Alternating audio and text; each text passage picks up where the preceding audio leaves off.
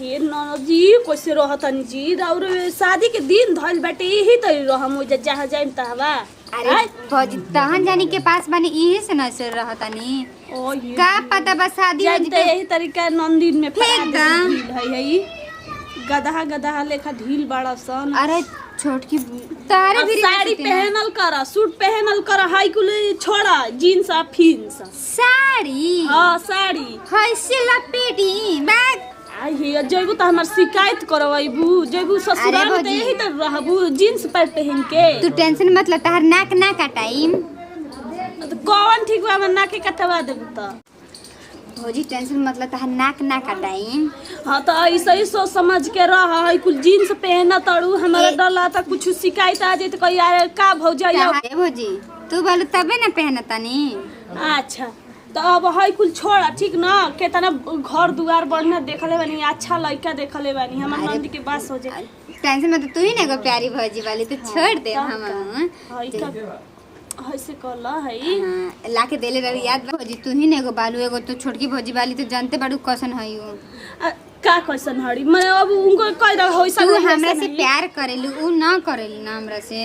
अरे काहे ऐसे बोला तड़ू हो ऐसा घर दुआर बेच के तार सुंदर लड़का जो हले बन जानू इतना बास हो जाए ठीक ना तन जानी बात ना भौजी हमरा के करे चीज के टेंशन नहीं के तन जानी त हमर हर एक ख्वाहिश पूरा करेलू। हां ठीक बाटे। अच्छा ठीक बा भौजी हम जाते नहीं बाहर आइसक्रीम खाए जा ठीक बा देखा तनी जा तनी। अरे बाप रे बाप ये बुची तारा के घर दुआर बेच के बियाह करतनी करा अपन दूगो किडनी उहो बेच दिया। हमारा का उससे मतलब बटे हम तो अपन मरद के कमाई एगो ना देव देखो तनी कि कैसे ही बियाह कर लेली हेते चिकरे पस के खूबने पैसा रुपया दे के बियाह करबी। ये बुची हमर ये गुड़े ना ननद बेच दिया अपना हिस्सा के घर हो देखो तनी कि मलकान कैसे बियाह करतनी। हमारा का मतलब है हमारा कोनो गहना गुड़िया देवे बटे कि उधर दूगो साड़ी 200 रुपया किन के दे दही आ कब के हमारे पास पैसा कहाँ ले ऐसे भी महीना हमार क तारीख आवे तो कहाँ ले पैसा करब भी आए अपना गहना गुड़िया खेत बेच के मार नंदी के कपार पर चढ़ा के रखले वाले हाय तनी देख ल ननद के भौजाई के प्यार ऐसे भी हमार नाम बदनामी बाटे तो और ही बदनाम सही लेकिन हम तो ननद के अपना कुछ दे के बियाह करब। ए भौजी का हो केला खाइबू ना ना बुची हमके केला से एलर्जी है डॉक्टर हमरा मना कइले हटे। ऐसे लोग कहल जाला ना ई केला ओही के खाइ जाला जेकर मुंह में मिठास होला। हाँ तो हमारे मुंह में मिठास कह के पिलवाने के पड़ायो के मुंह में। अरे ना भौजी तू ना खाली सीरियस लेके जाला मजाक करना तो। अरे हमरा मुंह में मिठास की का जरूरत बटे देखा तू बोलडू कसन त हमें मुंह में चीटी चले जाओ। आपके बड़की भौजी पटले बड़ी मिठास बोले खाली त हमरा उसे का मतलब है तुम बोली ना बालू हमरा मुंह में चीनी भर के नहीं चले क्या हमरा मिर्चाई नीमक निक लागेला हमरे को तीखा पसंद बा। ठीक बाटे सुनो तनी कि बड़ा बढ़िया लड़का खोजाइल बाटे आपके बियाह करे खातिर। हाँ बड़की भौजी खोज दी कह तेरी सुंदर बाटे घर द्वार अच्छा बा बड़ घर के। हाँ लागत है कि बड़की भौजी पैसा तो तड़ी हमार भतार नहीं के कमा के देत का। अरे असन कोनो बात नहीं के भौजी हम कहानी है कुछ। अरे बुची ऐसा कौन बात नहीं कि हमू आपके बियाह कर खातिर गहना गुड़िया कुल बेच देब आपे न बानी।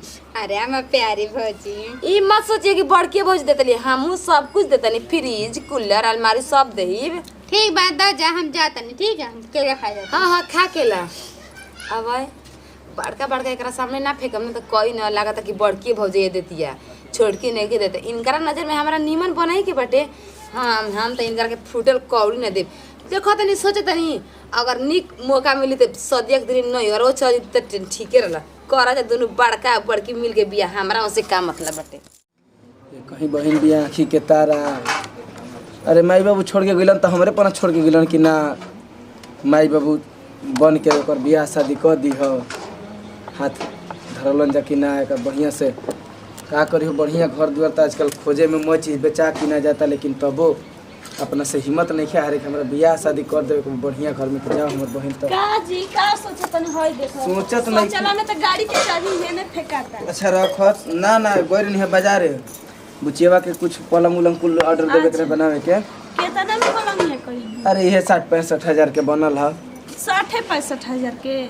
अरे तहार मन होई तो और बड़का बनवा दिए, क्या करे के बा? अजी तो बकासा हमहू चने बकासा बड़का बकासा नहीं के मच्छरदानी लाग जाला वही पे 2 आदमी सुतेला उहे अरे तो वो दिए जवन शौक होई तवन दिए, ये कहीं कहीं बिया। हां तो काय आँखी के तारा बिया वो करे न देखो आजादी है तना टेंशन काहे करे? टेंशन हमरा कुछ नहीं है, हो टेंशन का हमरा तो लागत है इतना टेंशन में बनी ना, जैसे ना। हम बिंदास बनी वही तो रहू बिंदास रही। हमहू बिंदास रहे, टेंशन में टेंशन भगवान दूर करी हम ना ना तो इसको टेंशन। टेंशन मत करिए, एगो और छोटकी भी है तो ओकरा के तो चिंता फिक्र रहता ही नहीं के। अच्छा चलो कोनो बात नहीं है, का घर परिवार में कहानी इतना होला आ डेगे डेगे टेंशन लेके ना चलल जाला। एगो बहिन बिया करे के ओरिया के अपन का करे के बा बढ़ले के बा। अजी ये छोटकी बा का सब चहिया हां हां तो तू कुछ चाह भी का देखला रू रखो। बा को वही हां बनी की कहां गइल बिया बुचिया?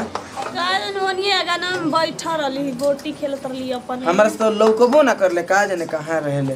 क्या आ देखो आई कहां गिरले ह? कहूँ ना भैया कहूँ ना घर ने ओजी के केला खात रहनी घर में बैठ।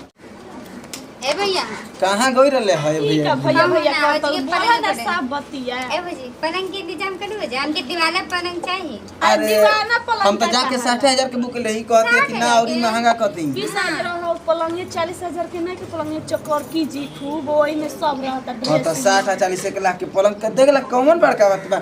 ये करे खातिर तुम एगो ननद बा। अरे हम भाई बनी ए घर भौजी घर में हमरा के बढ़िया से पलंग एगो लॉकेट बनवा अरे दिए पायल बनवाले बानी 9 भरी के। हां पूरा हे जाले आम के देख कटनिया बहन तोरा चाहिए। कहे के ना हो जितना हमरा सपरी न अपना औकात से हम ज्यादा तोरा के दे, तोरा कहे के नहीं खे, तू कहिए तो तोरा के दे ए दे। भैया कहानी जाना पता हमरा भरोसा बाटे। नहीं है तेरा 50,000 के घर बनवाला हनी। अरे कोनो दिक्कत नहीं खे, जवन कही तवन कह देवे के बा। आ बुची जा जइहे त हमार इज्जत तोरे हाथ में बस बचइहे ठीक न। ठीक है कोई मत कहो कि ना देखो ओकर बहिन ना रहली ऐसन ऐसन आहो कह दिहलस। छोटकी भौजी ये तार कहे नी ना कुछ छोटकी। अरे छोड़ा ना तू टेंशन में में पड़ गइल ने रहा केला खातिर ने हम कहनी भौजी तो भौजी कहती के तारा खातिर हम कर धनी और पायल पुला से कुछ कहत रहले। अरे जेकरा जौन सपरी सब दी अब बड़ बनी हम तो हमरे न टेंशन बा आतना देखो सोचल भौजी जाला। माई बाबूजी ने कहत तो ने जाने बाबूजी दोनों जाने समझ बजा का देखबा कहानी के देखे तो हम का में तू टेंशन मत ले, तोरा कहे से पहले हमरा सोच बा। के तू बिंदास रह हमनी ये कुछो करे के बता हमनी खाना खैला ना भैया? हां खाना खैनी हो गइल नहीं बजरिया में तनी जाए के बाबू सोनरा के कुछ सामान देवे चलो ना। जाई चली चलो तब हम ली गड़ी चल। हां चल। तो ए भैया अरे हमरा का दिन मोबाइल का ऑर्डर दे दिया। अरे मोबाइल का मोय चीज तोरा के दे दे, तोरा जाए जाए के बेरा से मोय तोर शौक हम पूरा कर दे। पक्का ना हमको 60,000 वाला चाहिए फोन। अरे मोय दे दे मोय दे दे तोरे खातिर तो हम कहत नहीं कि ना कोई गांव घरी मत हंसे कि ना देखो माई बाबू ना रहन तो बहनिया के ले जाके भट देलस ओइसन। ना भैया हमरा के तहन जाना पे पूरा भरोसा बा कि अपन भाई अपन बहन के थोड़ी कहूँ ऐसी जगह भेज दी। ना इहे बात बा। आ जानते बड़े कि घर के झंझट है कुल ज्यादा कुल गांव में ना कह जाला कि हई भौजिया ना कैलस सब भौजिया ना कैलस। ए भैया हम तो अपन घर की खूब बड़ाई करना कि हमार भौजाई बजे इतना हमरा के माने ली जा हर एक कोनो चीज के कमी ना करे ली जा जानी हम इहे कहीं ना गांव घर में जाके ना। चलो ठीक बजा खाना उना खा आ तनी हम जा तनी बाजारी देख के आई कुछ सामान मन लेके आई। भैया जाते हैं।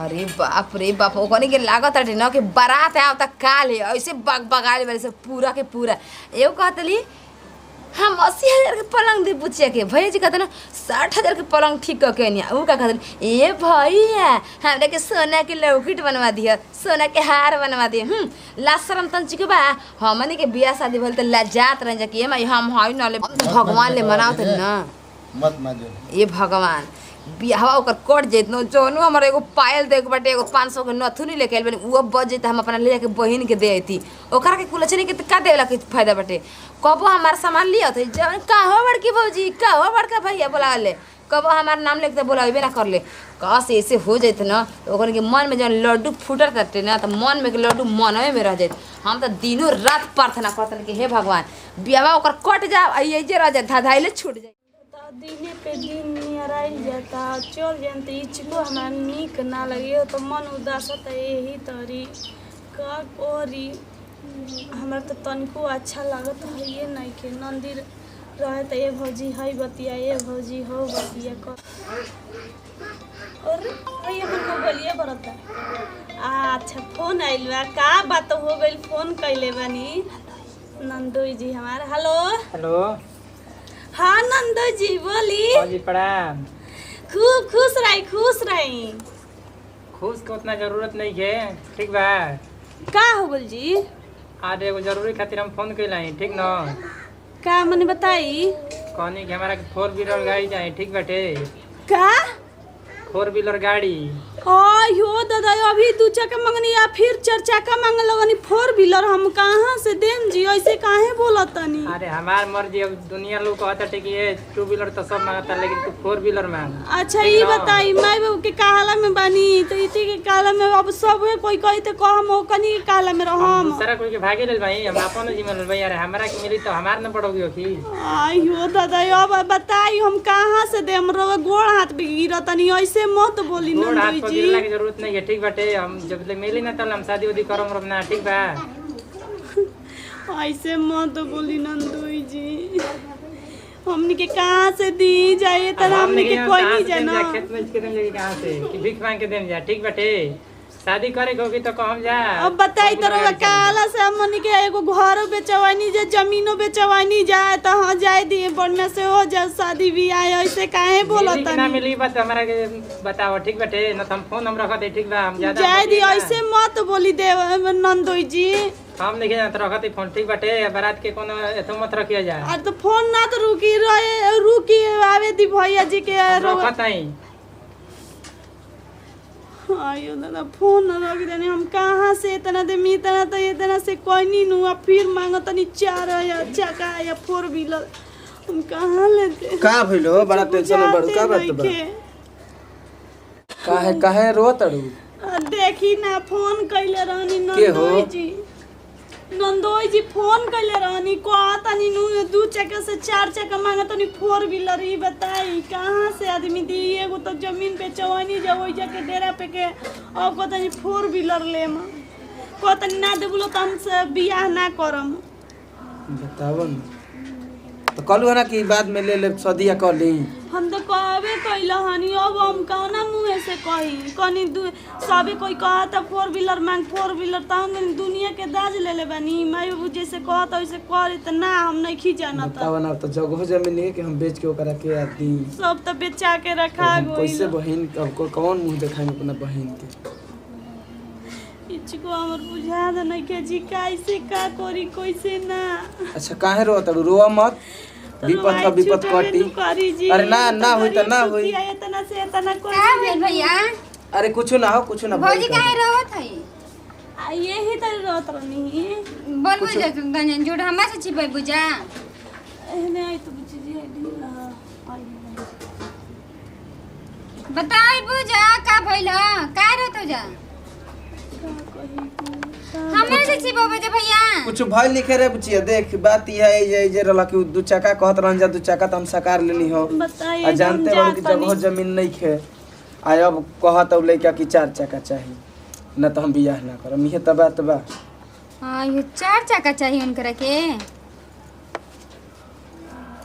भैया हो। जाए दे छोड़ दा। हमरा कैसन शादी ना नइखे करे के जेमे तन जाने के कुल हमरा खातिर बेचे के पड़ी। अच्छा रुक बुची, हम टेंशन मत लम, कोनो जुगाड़ लगाइम न। काहे टेंशन लेते रे बानी न? आई हो हम का करे? हमरा कुछ नहीं के समझ बताव। शादी हमर कट गेल, केहू सुनी त का कही कैसन रहले अगर शादी कट गेल। हम भैया भौजी कितना सपना सजले रहलिए जा कि ऐसे इतना बढ़िया धूमधाम से शादी करम उनकर। अब बताओ हम का करी? हम सोचले रहने का हम जाइम पिया जी के। अरे अरे पूछी पिया जी के घर जरूर जाइब, काहे ना जाइब? ता के डोली हम उठवाइब संगे संगे। अच्छा ठीक बा भौजी, हम जाते नहीं से हमारे सर में दर्द होता है। सर में दर्द होताटे इलाज के मारे हमरा से भैया भौजैया नंदी का बताइए से हम तो ऐसे ही घर के बड़का दुश्मन है। ई नहीं से कहत कि हमार बियाहवा कट गइल, हम जे रह 2 साल 4 साल औरी ठीक भइला कट गए तो हम भगवान से मनावत नहीं कि हे भगवान बियाह कट जा और 5 साल रहे जे। बड़ा मन में लड्डू फूटत सब केहू के सब केहू 1 लाख के पलंग 2 लाख के किना रहे जे। इतना दिन में ना 5 साल में तो अपना नैयर के घर हम बनवा देव अपना मर्द की कमाई से। नमस्कार प्रणाम, हम सोनम सिंह। नमस्कार प्रणाम भैया, हम मैं पूजा गुप्ता। नमस्कार प्रणाम भैया, हम सपना सिंह। देखी जौन गलती हम करे तौन आप लोग मत करत। घर परिवार की खुशी में एक खुशी होला, ऐसे भी घर के ननद चाहे बेटी लक्ष्मी अच्छा घर में सोच समझ के शादी करे चाहिए। ई ना कहे के चाहिए कि ना पहले घर बनवा ली टाइल लगवा ली तब ननद के बियाह कर। बिल्कुल गलत बात है। बेटी के अपना घर करी फिर भी कुछ करत नहीं। आज जितना गलत हम सोचत रही इनका बारे में आप लोग मत सोचा दे। ऐसे भौजाई बहुत सारा सोचे लीजिए, लेकिन सोचे के ना चाहिए। जौन ई गलती कैली है कि इनकरा मन में हमरा खातिर कितना बड़ा पाप रहला कि हम शादी खातिर सराह देते रहले। ऐसे कब ना करे चाहिए। अब वीडियो अच्छा लगे तो दिल से लाइक करब, कमेंट करब, शेयर करब। हमने के ये अपन चैनल बटे टका टक कॉमेडी ओके सब्सक्राइब जरूर करब। तो एक वीडियो से लीजिए विदाई, अगले वीडियो में फिर से मिला जाए। Bye by.